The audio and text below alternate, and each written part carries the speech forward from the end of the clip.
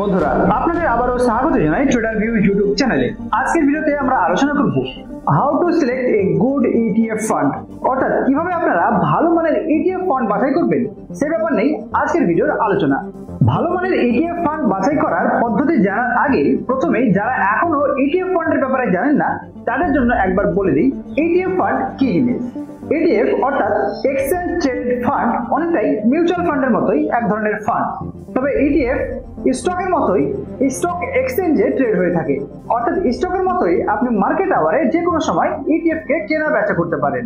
আর ETF বিভিন্ন stock এবং asset ক্লাসে বিনিয়োগ করে থাকে, যার ফলে ইটিএফ এ আপনার প্রফিটের চান্স অনেক সময় বেড়ে যাওয়ার সম্ভাবনা থাকে।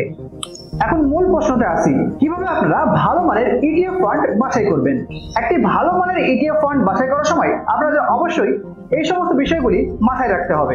প্রথমত আপনার ইনভেস্টমেন্টের লক্ষ্য উদ্দেশ্য কি সেটা নির্ধারিত করুন, অর্থাৎ আপনি লং টার্মে বেশি প্রফিটের জন্য ইনভেস্টমেন্ট করতে যাচ্ছেন নাকি শর্ট টার্মে প্রফিট নিয়ে বেরিয়ে যাওয়ার জন্য ইনভেস্টমেন্ট করতে যাচ্ছেন, সাথে আপনার রিস্ক সহ্য করার ক্ষমতা কতটা রয়েছে এই বিষয়টিও কিন্তু আপনাকে ভালোভাবে দেখে ইটিএফ ফান্ড বাছাই করতে হবে।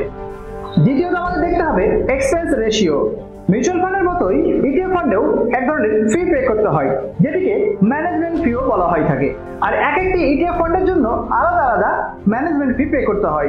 তাই আপনি যখন ইটিএফ ফান্ড বাছাই করবেন তখন আপনাকে দেখতে হবে যে কোন ইটিএফ ফান্ডের এক্সপেন্স রেশিও কম রয়েছে, অর্থাৎ লো এক্সপেন্স রেশিও যুক্ত ইটিএফ ফান্ডগুলি আপনার জন্য ভালো হতে পারে।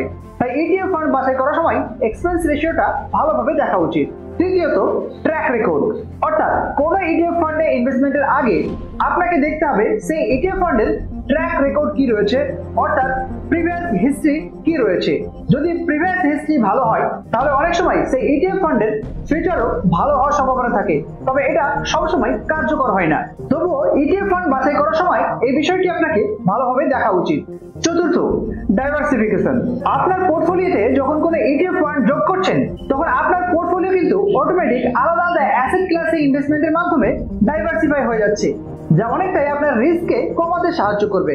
আর ইটিএফ ফান্ড বাছাই করার সময় পঞ্চম যে বিষয়টি আমাদের দেখতে হবে সেটি হলো লিকুইডিটি। কিছু কিছু ইটিএফ এমন রয়েছে যেগুলিতে বেশি লেনদেন হয় না, আর এই ধরনের ইটিএফ ফান্ড কেনার পর সেগুলিকে বিক্রি করা অনেকটাই কঠিন হয়ে পড়ে। তাই ইটিএফ ফান্ডে যখন আপনি ইনভেস্টমেন্ট করার সিদ্ধান্ত নেবেন তখন অবশ্যই ইটিএফ ফান্ডের লিকুইডিটির ব্যাপারটাও পরীক্ষা করে দেখে নেওয়া উচিত। তো বন্ধুরা, একটি ভালো মানের ইটিএফ ফান্ড বাছাই করার জন্য এই ছিল 4 থেকে 5টি বিষয় নিয়ে আলোচনা। তো আপনারা যদি ইটিএফ ফান্ডে ইনভেস্টমেন্ট করতে চান তাহলে অবশ্যই ইটিএফ ফান্ডে ইনভেস্টমেন্টের আগে এই বিষয়গুলি ভালো মতন যাচাই করে নেবেন। এছাড়াও আরো কিছু কি ফ্যাক্টর রয়েছে যেগুলি আপনি যাচাই বাছাই করে ইটিএফ ফান্ডে ইনভেস্টমেন্ট করতে পারেন। তো ভিডিওটি কেমন লেগেছে অবশ্যই কমেন্ট করে জানাবেন, আর চ্যানেলটিকে সাবস্ক্রাইব এবং লাইক শেয়ার করতে ভুলবেন না। তো বন্ধুরা, আর দেরি কিসের, আজই আপনারা নিচে দেওয়া ডেসক্রিপশন বক্সের লিঙ্কের মাধ্যমে সম্পূর্ণ ফ্রিতে অ্যাঞ্জেলো নিয়ে আপনারা ডিমেট অ্যাকাউন্ট ওপেন করুন আর অ্যাড ফান্ড করে আপনাদের ট্রেডিং জার্নির মজা নিতে থাকুন। ধন্যবাদ।